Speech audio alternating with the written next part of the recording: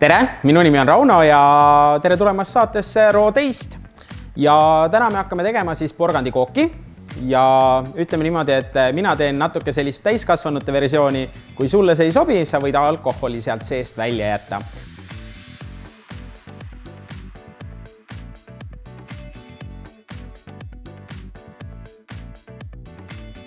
Aga alustame siis kohe porgandiga. Meil on siin riivitud porgand, peenikeselt riivitud porgand ja siia me paneme siuke pool teelusikatäit soola. Aitame nendel mahladel välja tulla ja segame korraks läbi. Ja nüüd jätame ta siia kõrvale lihtsalt seisma. Nii, edasi liigume siis vedelate osade peale. Me võtame siit õli, rapsiõli, mis on siis hea maitsetu. Siis me võtame suhkru, paneme suhkru siia kõik sisse ja paneme ta miksrisse ja paneme ta vahustama. Lased tal natuke seguneda. Samal ajal me võtame jahu, nisujahu ja me paneme siia sisse siis maitseained. Me paneme siia pool teelusikatäit ingverit. Siis me paneme siia veel ka küpsetuspulbrit lisaks maitseainetele. Seda läheb siis meil 2 teelusikatäit. 2 triiki teelusikatäit ehk siis umbes 10 grammi. Siis meil läheb siia muskaatpähklit. Ja siis me riivime siia natukene muskaatpähklit sisse. Kui sa kasutad juba valmis riivitud kujul, siis siuke veerand teelusikatäit. Nii. Muskaatpähkel on väga hea. Nii. Ja kaneeli läheb meil siia 1,5 teelusikatäit. Nii. Väga hea. Ja lisaks siis 1 teelusikatäit täis soodat ka. Nii. Ja siis segame ilusti selle kergelt läbi ja jääb ta meil hetkeks siia kõrvale. Liigume edasi. Meil on siin rahulikult natuke seda vispeldanud. Paneme nüüd munad ükshaaval siia sisse. Munade puhul siis terved munad, toasoojad.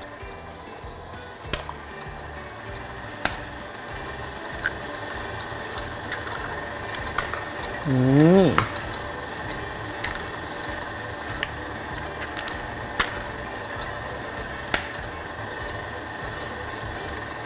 Nii.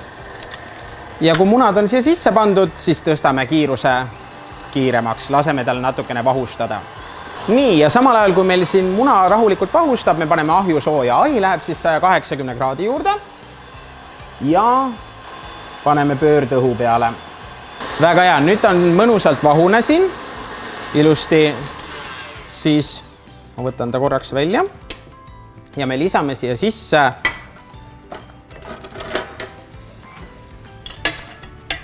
õunamoosi või õunakastme. Maitsesta või siis võimalikult vähese suhkruga või ideaalis täitsa ilma suhkruta, et anda talle sukest mõnusat niiskust juurde.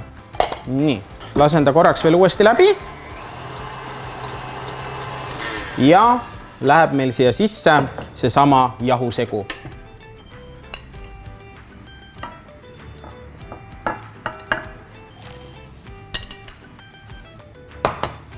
Nii, laseme uuesti kiirelt läbi. Mitte väga kiirelt, sellepärast, et muidu läheb kõik siin, lendab laiali. Väga hea. Korraks segan veel käega ka siin. Hakkab seda õiget tekstuuri võtma. Väga hea. Siis lisame siia porgandi. Ma natukene pressin kokku seda porgandit, et saada natukene seda niiskust siit vähemaks, et kook liiga vedel ei tuleks. Nii. Ja lisaks porgandile me paneme siis siia sisse ka rummi. Rummi paneme 125 grammi. Minule meeldib alati grammide järgi panna. Väga hea. Nii, natuke veel. Ja ma soovitan kasutada kindlasti siis tammevaadist või mingist puidvaadist siis rummi. Mina kasutan Appletoni ja väga hea rumm. Sobib ideaalselt selle koogi sisse. Nii. Ja siis vispeldame uuesti läbi. Nüüd natuke rahulikumalt, samal ajal ma võtan endale pähklid ja pähklid rahulikult laseme noa alt läbi natuke kergemateks tükkideks, et ta liiga koogis domineerima ei hakkaks. Nii, risti-rästi läbi ja aitabki. Nii, jälle korraks välja, vispel ja pähklid sisse. Väga hea. Ja laseme uuesti korraks läbi. Nii. Viimasena paneme siia veel vanillikauna-seemned ja kui sa tahad, sa võid kasutada ka vanillipastat või vanillisuhkrut. Mina soovitan seemneid, sellepärast et neil on kõige parem, tugevam maitse.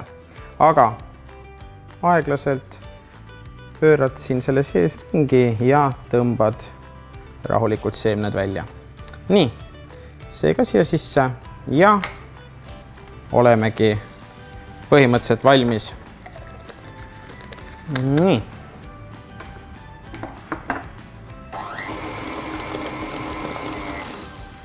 Nii. Meie taigen on valmis ja saame edasi liikuda, paneme need vormi. Vorme sa iseenesest määrima ei pea. Kui sa tahad, sa võid nad võiga kokku teha, servad, aga alla paneme paberi ja siis lihtsalt paneme selle sama kogu segu rahulikult 2 vormi. Jaotame põhjad siis 2.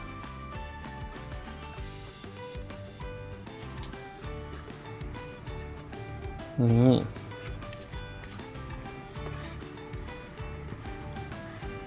Ja praegu tundub, et issand, need põhjad on ju nii madalad, et mis kooki nendest saab, aga siin tuleb see küpsetuspulber veel appi ja sa saad ilusad põhjad siit kätte. Ja nüüd ilusti tasandatud, väga hea. Ja nüüd lähevad ahju siuke 30–35 minutit, kuni nad on ilusti seest küpsed ja pealt siuksed ilusad kuldkollased. Nii, ja siis paneme koogid ilusti ahju. Nii.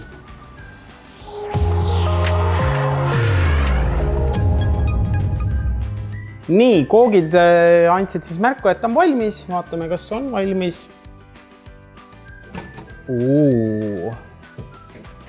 That looks tasty. Nii, ja siis paneme nad jahutusrestile rahulikult jahtuma. Nii, väga hea. Paneme neile rätiku peale, laseme neil rahulikult siin jahtuda. Nii.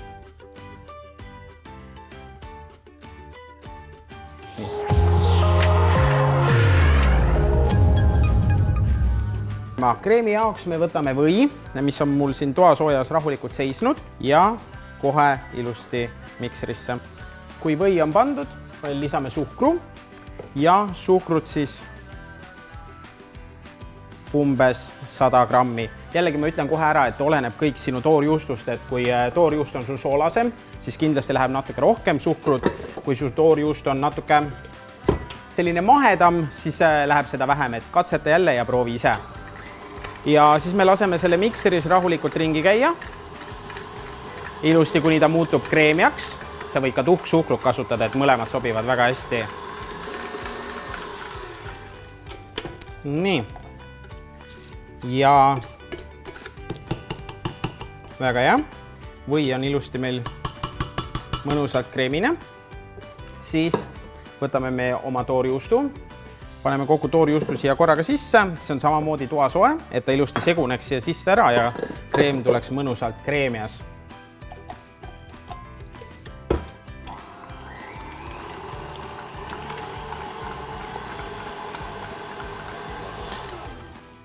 Siis võtame selle sama segu, vaatame, ilus kreemias. Jällegi oluline on see, et sa seda toorjuust üle ei vahusta, sellepärast kui sa üle vahustad, siis lõpuks ta on vedel ja sa ei saa selle kooki ega midagi teha.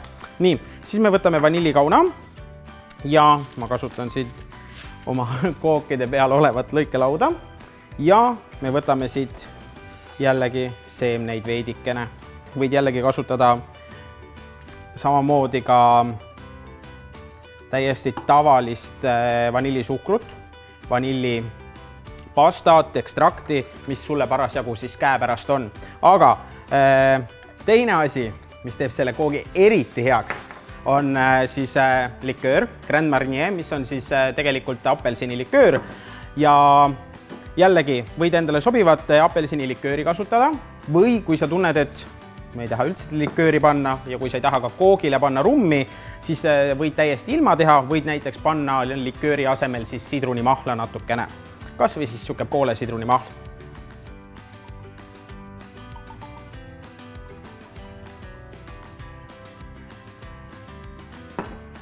Nii, ja siis viimast korda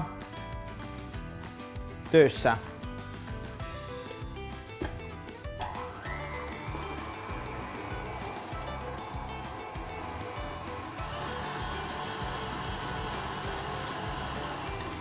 Nii, vahepeal peaks maitsema ka, et mis see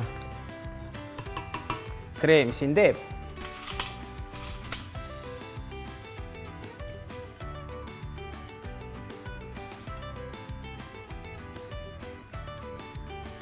Ma arvan, kui sa lõpuks selle koogi ära sööd ja sa teed seda täpselt nii, nagu mina teen, siis sa saad siit mõnusa laksu kätte. Ma lihtsalt praegu astusin taha, ma ei tuigerdanud. Aga põhimõtteliselt see on siis valmis meil. Kreem on valmis, me saame edasi liikuda siis nii-öelda, et see kook lõpuks kokku panna. Nii, aga siis ma võtan endale aluse ka, ma lõikan ääred ära, just selle koogi vormi järgi on kõige lihtsam minu jaoks. Kui sa tahad, sa võid seda ükskõik kuidas muud moodi teha. Aga ma panen ta kohe alguses siia keskele ja ma lõikan ta ääred kohe tervel koogil ära. Jällegi, kui sa ei taha ääri lõigata, see ei ole üldse kohustuslik osa, see teed täpselt nii, nagu sulle meeldib, kuidas sa tahad. Nii, siis ma võtan need ääred siit ära ja see ühtlustab automaatselt mul ka selle koogi suurust ja kõrgust. Nii, nüüd see on natuke ühtlasem, siit tuleb natuke rohkem lõigata, ma lõikan selle pealmise kihi ära, mis on natuke liiga kõrgeks läinud. Et jällegi ühtlustada seda kooki ja et ta ühtlasem lõpuks välja tuleks. Nii.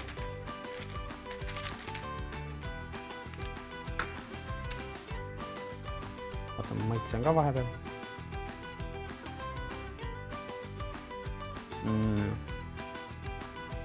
See rumm sobib siia imesti sisse.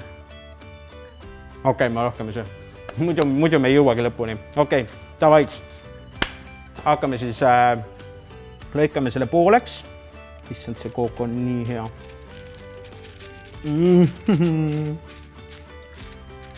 Lõikan ta rahulikult siit pooleks. Teist natuke ka siluum pealt. Aga seda natuke vähem. Nii. Ja siis samamoodi lõikan selle ka pooleks. Nii. Ja siis ma panen selle koogi aluse või alumise osa kohe siia keskele. Võtame spaatlit ka mängu. Ja kui sa tahad, sa võid kasutada ka vabalt tordipritsi. Mina väga tordipritsi ei kasuta, sellepärast et see kook on minu jaoks siuke robustsem.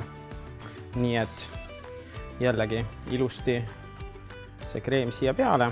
Siis ma panen selle keskmise osa siia vahepeale. Pidi me paneme selle, no jumal seda teab, ma panen siis niipidi. Väga hea. Siis jälle torjustu kreemi.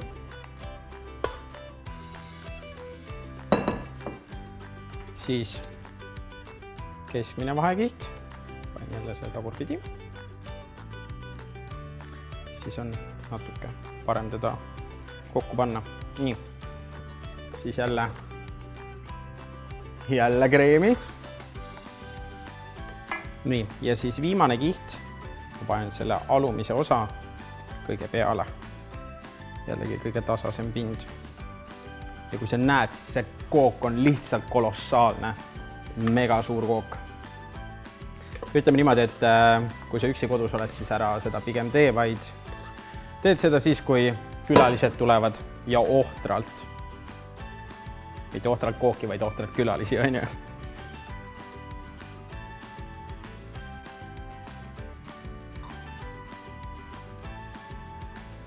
Nii, ja siis natuke paneme äärtesse ka. Kui sa siia koogi alla paberi paned, siis on sul teda natukene parem, et servad jääksid kindlasti puhtad. Nii. Aga kui sa tunned ennast kindlalt, siis miks ka mitte otse panna.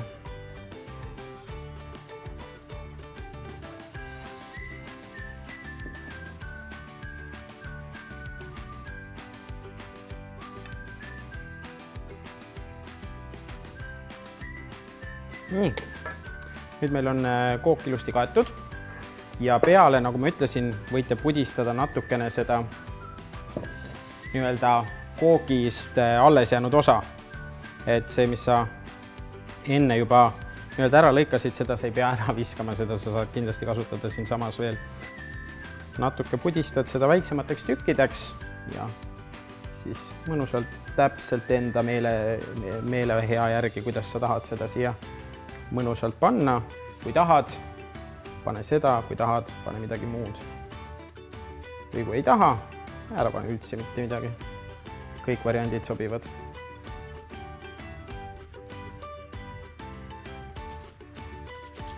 Nii, aga mulle tundub, et me oleme lõpetanud, nii et ma soovin sulle head katsetamist. Proovi ka kindlasti kooki ja anna mulle teada, kuidas sul läks ja mida sa võib-olla järgmisena tahad teha. Et tavaiks, ole lahe. Tšau!